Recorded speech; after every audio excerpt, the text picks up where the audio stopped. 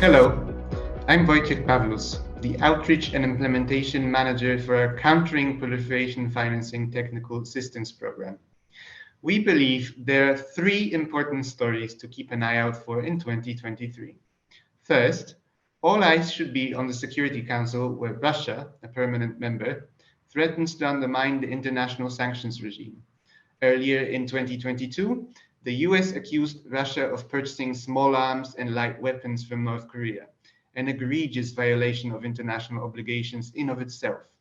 Furthermore, most continue to assess that North Korea will conduct its seventh nuclear test sometime in 2023.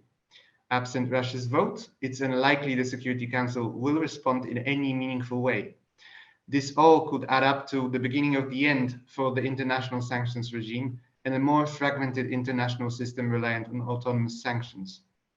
Second, given the scale and scope of this year's crypto scandals, frauds, and hacks, like the most recent meltdown at FTX, we are more convinced than ever that increased regulatory attention combined with more central bank digital currencies coming online will signal the end of crypto altogether. We're likely to see a regulatory crackdown. In anticipation, this past year, the CPF team developed and delivered the first crypto-oriented technical assistance workshop to both public and private sector stakeholders to a jurisdiction in Southeast Asia.